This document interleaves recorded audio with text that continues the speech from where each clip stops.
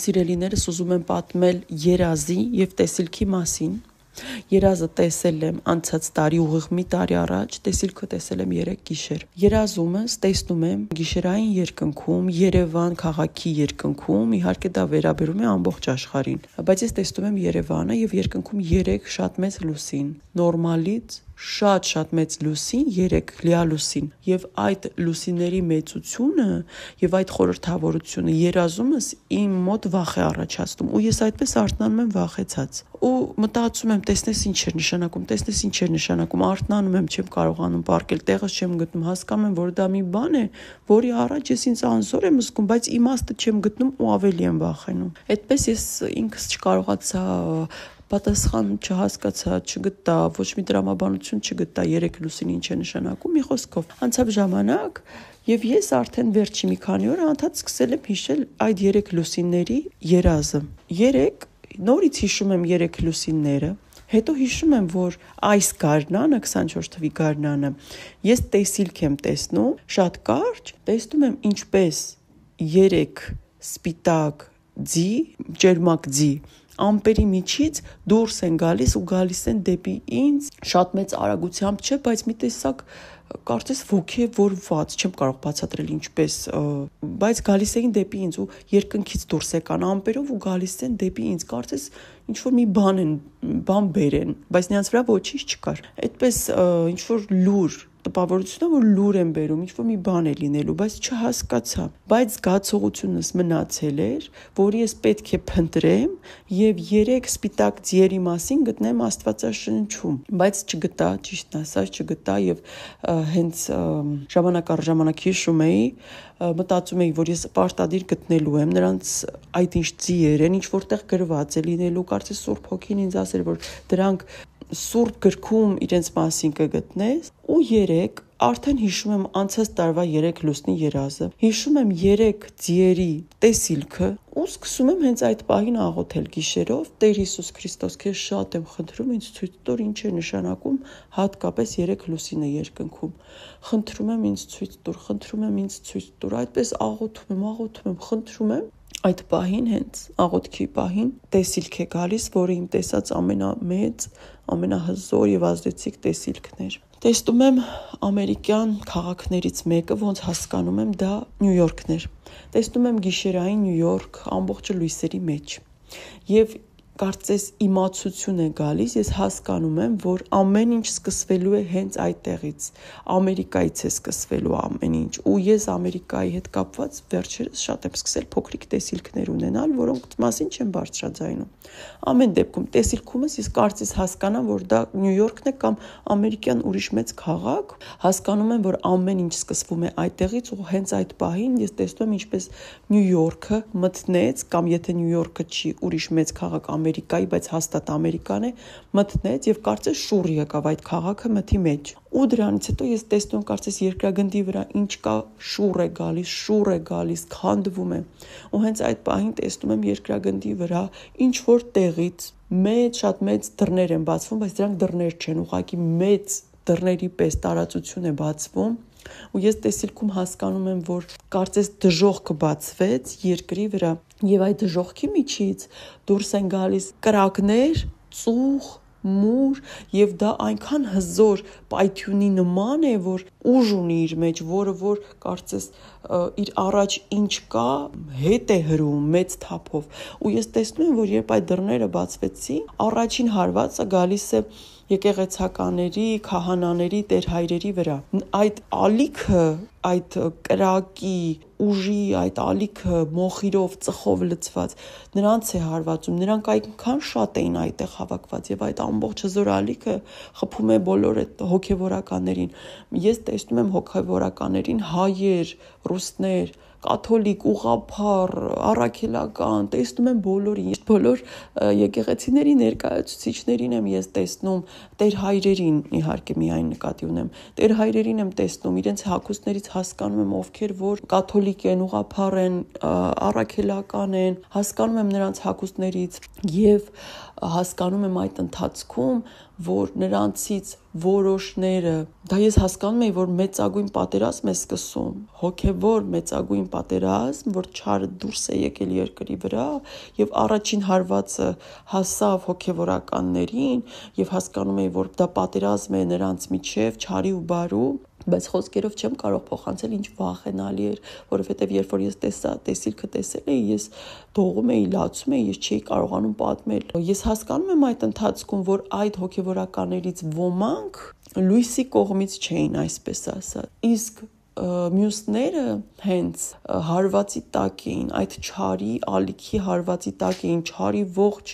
բզայրույթը, ողջ այդ կուտակած չարության ալիքը հարվածեց հոգևորականներին եւ հոգևորականները շատ բարդ, շատ մեծ պատերազմի մեջ հայտնվեցին չարի հետ։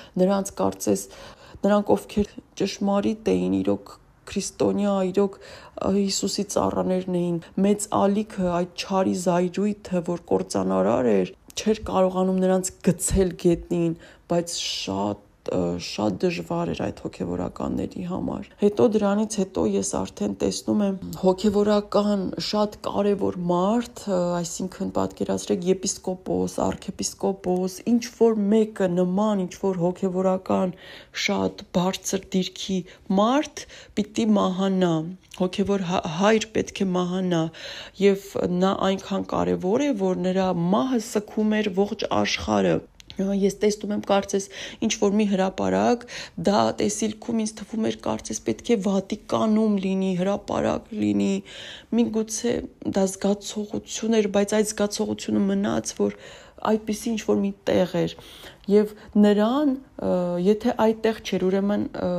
նման սուրբ վայր էր, հրապարակի պես տեղ էր, այդ մարդը մահանում է, այդ հոգևորականը մահանում է եւ նրան հրաժեշտ էին տալիս հազարավոր մարդիկ հավաքվել էին, որպեսզի նրան հրաժեշտ տային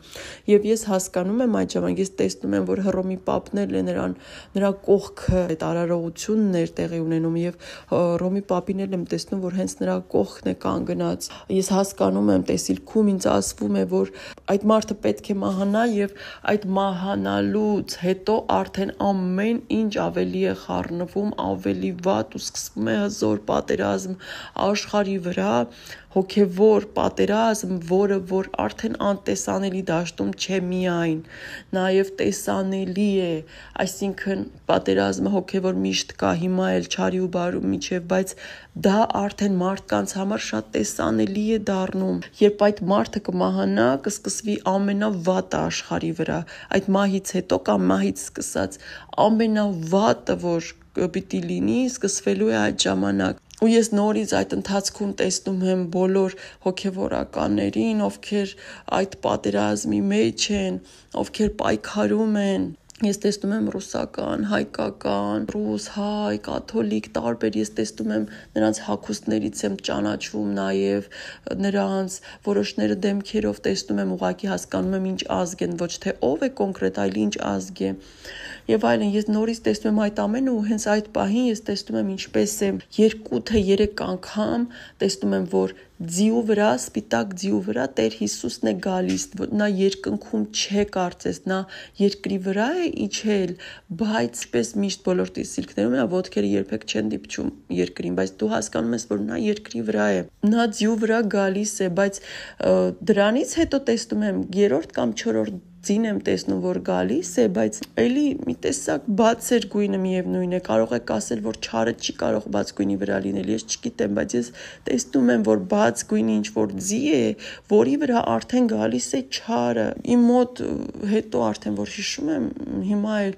անհասկանալի ինչ որ վիճակ է առաջանում, որ ինչու ես տեսա 2 թե 3 անգամ Տեր Հիսուսին, որ ձիուն հեծած գալիս է երկրի վրա, բայց դրանից հետո ես տեսնում եմ չարի կերպարանքով արդեն այդ պահի մոտ ինչ-որ շփոթմունք է առաջանում, ես չեմ հասկանում, միգուցե դուք հասկանաք, ինձ բացատրեք դա ինչ է նշանակում, ինչու այդպես տեսա։ Ու երբ տեսնում եմ այդ տեսիլքը, ես տեսնում եմ գազան հրեշ դուրս է գալիս երկրի վրա, ու այդ գազան, այդ հրեշը, որ դուրս է գալիս ու սկսում է երկրագնդի վրա քայլել, ես նրան մի պահ տեսնում եմ նաև սև լուսանի տեսքով, հետո փոխվում է, ես հասկանում եմ, որ դա գազան է, հրեշ է, որ դուրս է եկել երկրագնդի վրա, եւ ես տեսնում եմ ամբողջ երկրագունդը սկսում է, բոլոր երկրները գրեթե սկսում են կրակների մեջ հայտնվել, կրակ, ամբողջ տեսիլքից մեջ ամենաշատը, որ ես տեսնում էի, դրանք կրակներ էին, անվերջանալի կրակներ, ծուխ, մոխիր, կրակ, սև, մարդկությունը ամբողջ խառնվել էր իրար, ոչ մեկ էլ ոչ մի բան չէր հասկանում, ով ում հետ էր կռվում, ովքեր էին իրար հետ կռվի մեջ, պատերազմի մեջ, գիտեք ոնց որ մի կողմը հոգևոր դաշտում էր այդ նույն կռիվը տեղի ունենում, մի կողմը մարդկանց, երկրների միջև էր այդ կռիվը տեղի ունենում, մարդկության միջև մարդիկ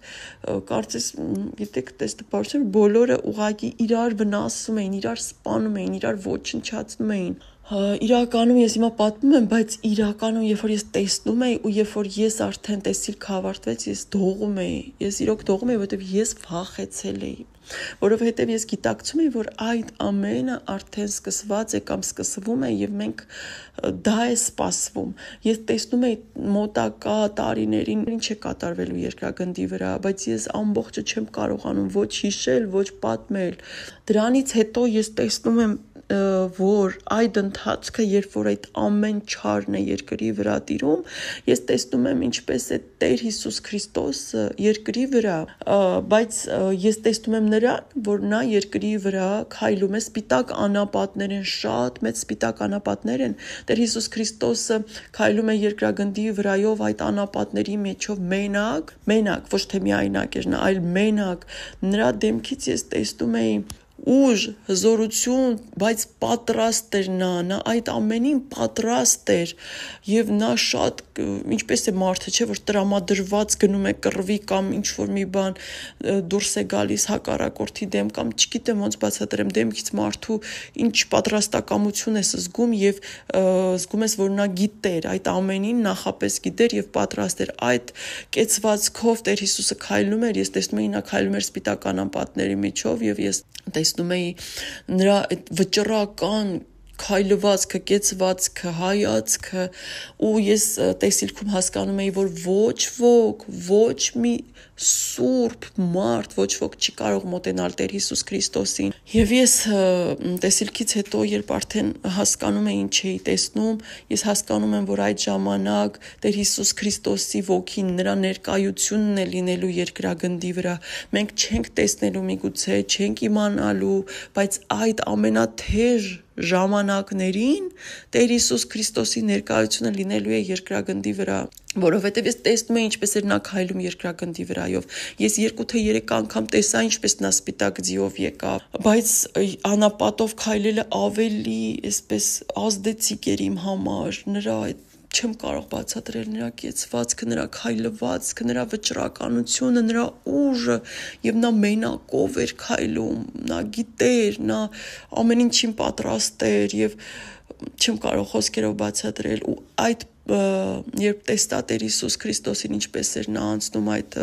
անապատով, երբ ես հասկանում էի, որ նրա ներկայությունը երկրագնդի վրա լինելու է այդ ժամանակ, ես տեսա նաև մի պահ մի ակնթարթ, ես տեսա Աֆրիկա ու տեսա երեխաների շատ երեխաներ էի տեսնում փոքրիկ, տեսնում էի մայրերի գրկերում նրանց եւ տեսնում էի, որ ջուր էի տեսնում եւ ես հասկանում էի, հետո էլ հասկացա արդեն, երբ տեսիլքը ավարտվել էր, որ Աֆրիկայում սպասվելու է ջրի խնդիր։ Մարդիկ, երեխաները, հատկապես երեխաները ծառավ են մնալու, ջուր չեն ունենալու։ Խնդրում եմ, ինձ չգրեք, որ ու տարբեր տեղերում ջուր չի լինելու եւ այլն, ինչ ես մենակ արդեն նախորդ գիտեմ ինչեր է գրելու։ Ես Աֆրիկան եմ տեսել միայն այդ տեսիլքի մեջ, որովհետեւ հիմա պատմում եմ ու ինձ գալիս է այսպես զգացողություն, որովհետեւ Աֆրիկայում ախր Աֆրիկայում ինչու երեխաներ տեսա նաև, երևի նրանից է, որ Աֆրիկայում հազարավոր, միլիոնավոր երեխաների հետ շատ դաժան են վարվում, ու հենց դրա համար Աֆրիկան շատ մեծ պատիժ է ստանալու։ Այ դա հենց հիմա կարծես իմ մեջ եկավ, բայց միևնույն է, ես տեսա ջուրը եւ ջրի խնդիրը, որ այնտեղ ջրի խնդիր է լինելու։ Այդ ընթացքում ես անընդհատ փոփոխվում էին տեսիլքները, բայց ես տեսնում էի ամբողջ երկրագունդը, երկրները, քաղաքները, որ եւ պատերազմների մեջ էին, եւ մթության մեջ էին, բայց ամենաշատը կրակներն էին, ամենտեղ կրակներ էր, ամենտեղ ծուխեր, ամենտեղ դաժանություն էր, եւ տեսնում էի մի պահ կարծես ծով օվկիանոսը կիսվեր երկու մասի, ու նույն կերպ նաև կիսվում էր հողի մեջ շատ մեծ ճեղքեր էին առաջանում։ Ամենավերջում, որ տեսա, սա ամբողջը չի, որ հիշում եմ, պատմում եմ, գիտեմ, որ կան բաներ, որ այս պահին մոռացա, բայց վստահ եմ, որ պատմեմ այն, ինչ որ Աստված է ուզում, ուրեմն այսքանն է պետք, բայց վերջում, որ տեսել եմ, ուրեմն այդ պատերազմների, այդ ծխերի, կռիվների, կրակների, այդ հրեշների, չար դևերի ներկայությունը, որ կար երկրագնդի վրա,